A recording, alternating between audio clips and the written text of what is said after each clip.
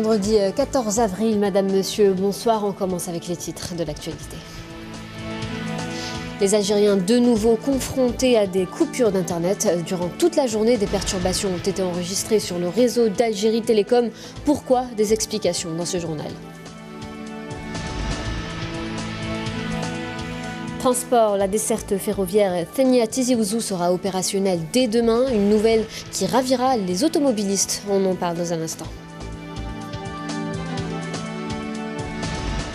Et puis politique, nous nous intéresserons à la campagne électorale. Petit tour d'horizon sur l'activité des partis politiques sur le territoire dans ce journal.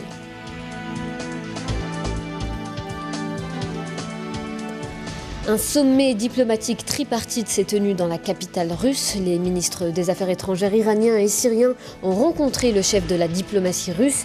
Ils condamnent à l'unanimité l'attaque américaine sur le sol syrien.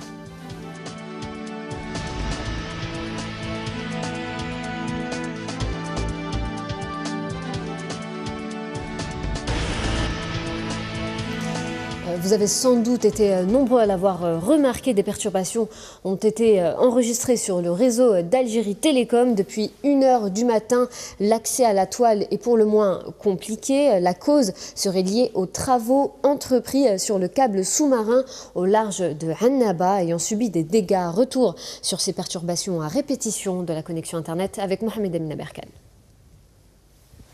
L'Algérie, qui compte 10 millions d'abonnés à la 3G et 2 millions à la DSL, a vu son trafic Internet perturbé et parfois complètement coupé aujourd'hui.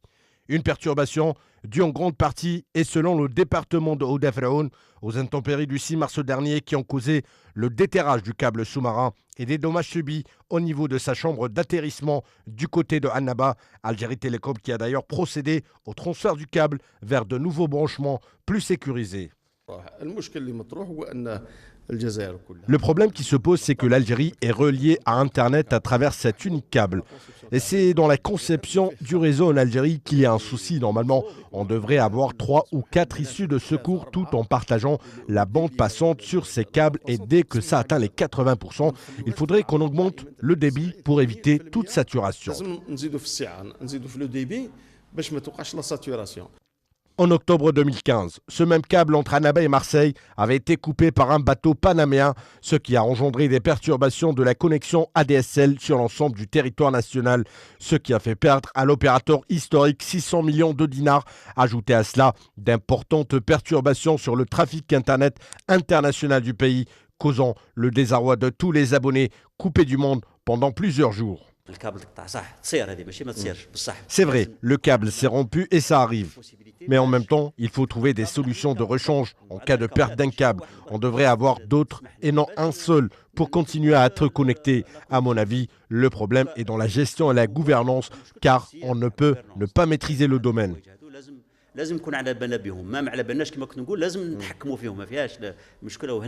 Considéré comme un baromètre de développement pour tous les pays, le débit en Algérie fait jaser beaucoup d'abonnés. Sa lenteur et les coupures récurrentes placent Algérie Télécom au centre de toutes les critiques. Et afin de pallier aux pertes économiques pour les clients entreprises, le trafic de ces derniers a été optimisé et canalisé sur les 2 câbles reliant Alger à Palma et Annaba Bizerte. Cette opération permet à long terme de garantir la sécurisation de ce câble sous-marin pour un débit Internet sûr et sécurisé définitivement. Et puis on va parler de sécurité routière. Le nombre d'accidents de la route impliquant des piétons augmente. L'année dernière, plus de 1100 accidents ont eu lieu pour cause de comportements irresponsables des piétons.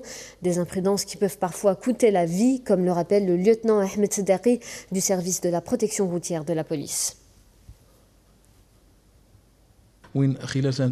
Pendant l'année 2016, les services de la Sûreté nationale ont enregistré 1157 accidents de la circulation et les piétons sont les principaux coupables dans ces accidents.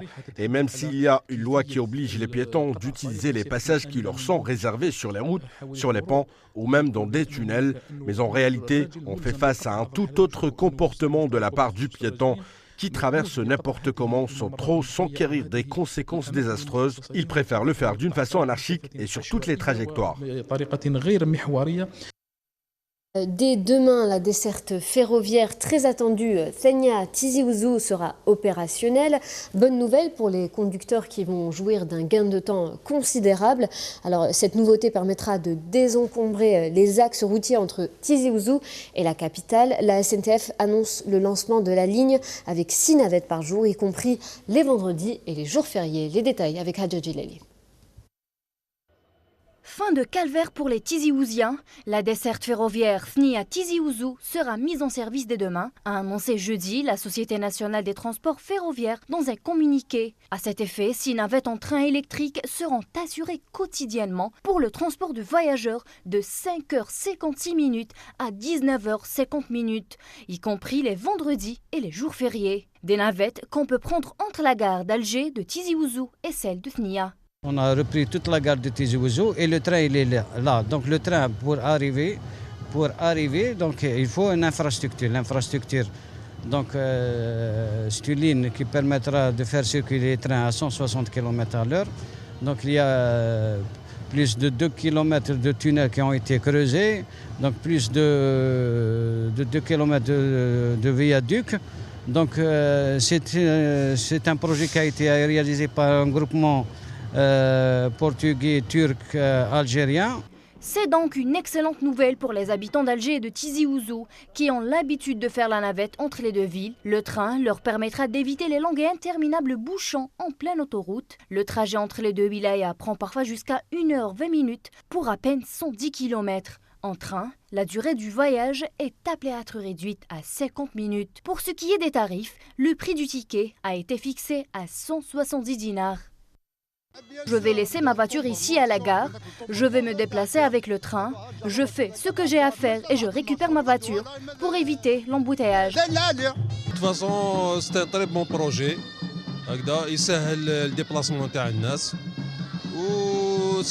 Même c'est le côté économique, il est très efficace. Par rapport au prix, c'est un prix raisonnable. Il est abordable par rapport aux citoyens algériens. La ligne ferroviaire Alger-Tizi Ouzou, en travaux depuis plusieurs années, arrive enfin au bout du tunnel. Les travaux pour la modernisation de cette ligne ferroviaire tant attendue sont achevés. À partir de demain, le trajet entre la Grande Kabylie et la capitale se fera en un rien de temps. Et on va continuer à parler de transport. Le gouvernement a autorisé le lancement de 4 projets structurants dans le cadre de partenariats publics-privés. La Banque mondiale se chargera du financement de ce projet d'installation de péage sur l'autoroute Est-Ouest et puis du tramway reliant l'aéroport international d'Alger au centre-ville. Ce projet concernera aussi la création d'un métro à Oran et puis l'extension du métro d'Alger. Afin de lutter contre la surfacturation des produits et la spéculation, le ministère du Commerce a mené une vaste opération de contrôle auprès des commerçants en ce mois de février. En tout, plus de 11 000 interventions ont eu lieu à travers le pays. Une centaine de magasins ont été fermés pour non-respect des règles commerciales. Mais sur le terrain, est-ce que ces interventions changeront le comportement des acteurs du marché? Nous avons interrogé à ce propos des commerçants et des citoyens. On les écoute.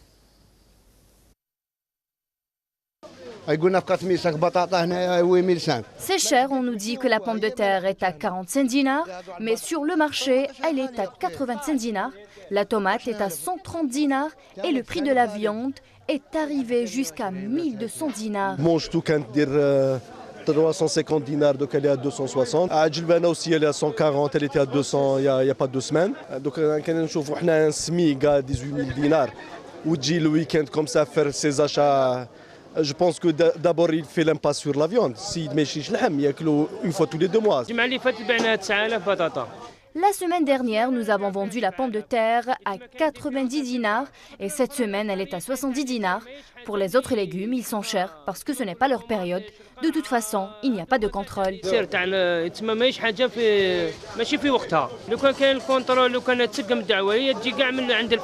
Le merlan le prix est raisonnable, il fait 1600 dinars jusqu'à 1500 dinars.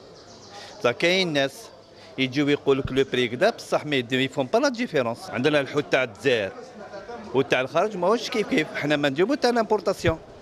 الو سيتادير كونت اون بار دو لا صاورين هذه تاع الجزائر انا كنبيعها دير 60000. Politique législative oblige, nous allons comme chaque jour depuis le lancement officiel de la campagne électorale faire un tour d'horizon des activités des partis politiques sur le terrain. Aujourd'hui c'est Sohila Kilal qui nous le présente.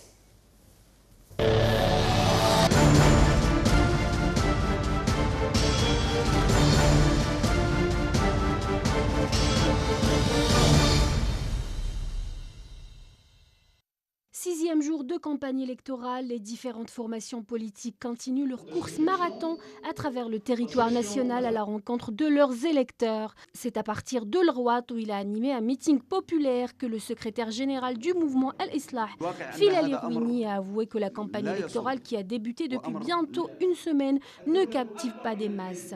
Ce dernier a mis l'accent sur l'importance de la participation populaire qui garantit, selon ses propos, la réussite de l'échéance électorale. À moins d'une semaine du début de la campagne électorale, nous constatons que cette dernière n'a pu captiver l'intérêt de la majorité des citoyens à travers le pays. Ceci n'est ni réjouissant ni encourageant. Les élections sont l'occasion de fortifier les sociétés et ceci n'est pas possible sans la participation citoyenne. Le citoyen est le cristal de l'opération électorale. C'est lui qui garantit la réussite des élections. Si les citoyens refusent de participer à cette échéance, on ne peut s'attendre à aucun changement notable. كما يتمناه عموم أو غالبية الشعب الجزائري.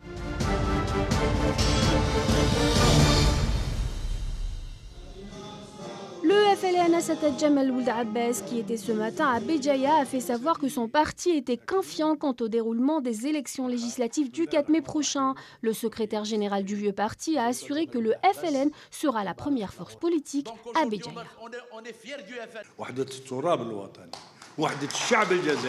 L'union territoriale et l'union du peuple algérien sont intouchables. Ils doivent nous passer sur le corps avant de pouvoir atteindre l'union nationale. J'ai donné des consignes claires. Nous devons faire une campagne civilisée. On doit relever le niveau du dialogue. Il faut arrêter les coups dans les coulisses. Celui qui a quelque chose à dire, le peuple est là. Ils ne peuvent le berner.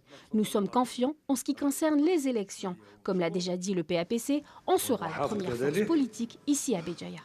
On sera la première force politique à Béjaïa.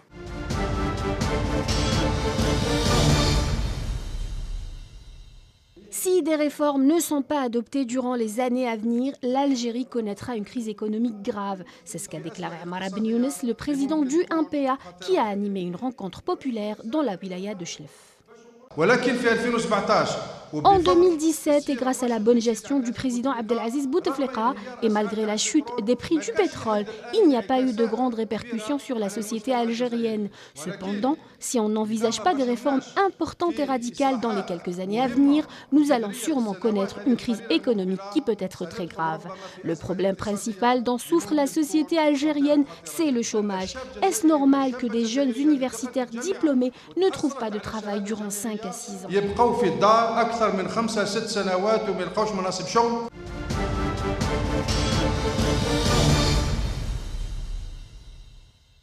Abdelaziz Belhaïd, le président du Front Al-Moustarbel, qui a animé un meeting populaire à Djidjel et à notre Amila, est revenu sur le problème de la corruption qui sévit dans le milieu politique. Les autres formations politiques ont elles aussi animé des rencontres dans différentes villes du territoire national. À l'instar du RND qui était à Skikda et Constantine, le Parti des travailleurs était à Sidi Bel Abbès et à Intemouchant, le RCD à Tipaza et le FFS à Sidi Bel Abbès.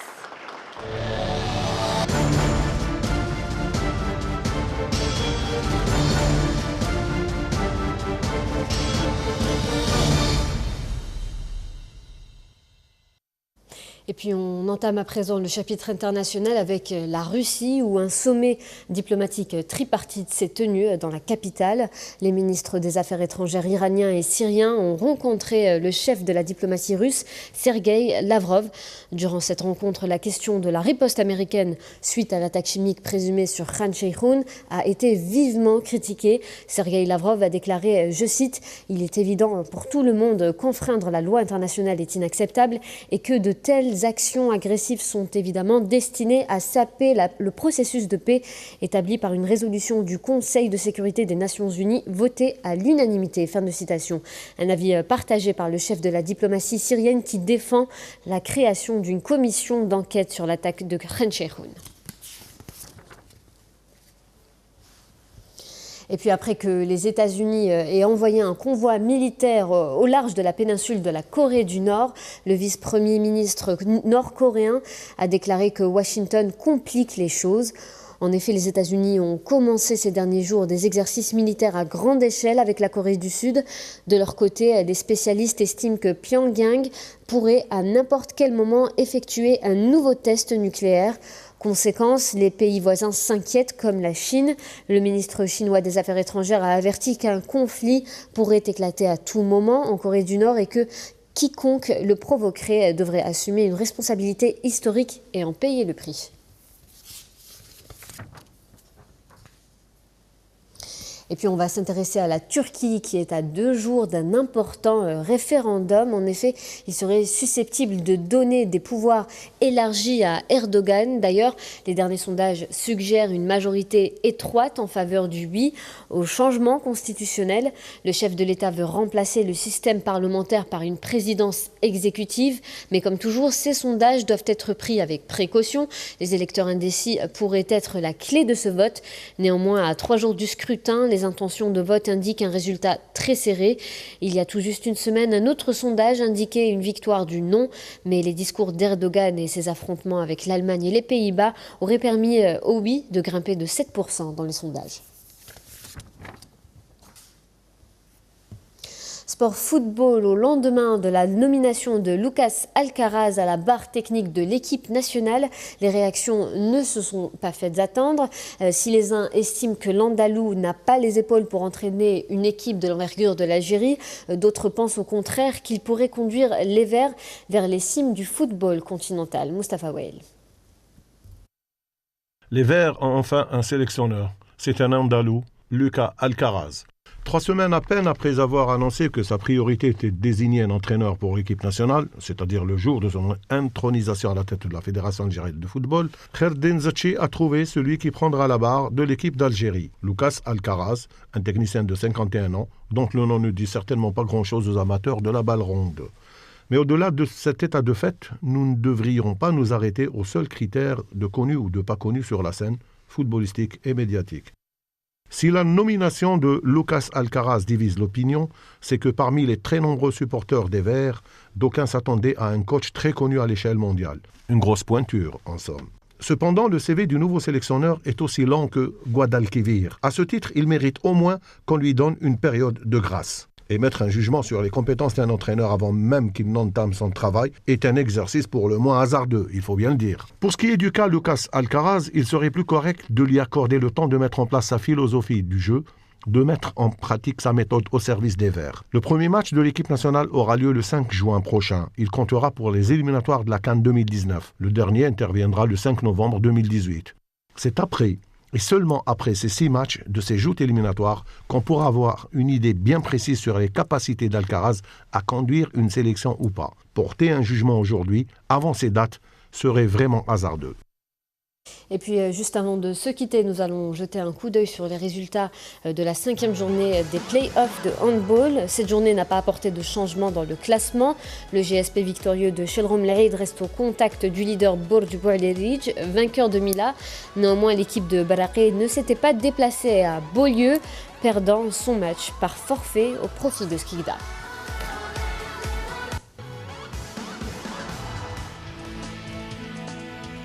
Et puis c'est la fin de ce journal. Merci de votre attention. Tout de suite le journal économie. À demain, même heure, même chaîne. Excellente soirée à tous.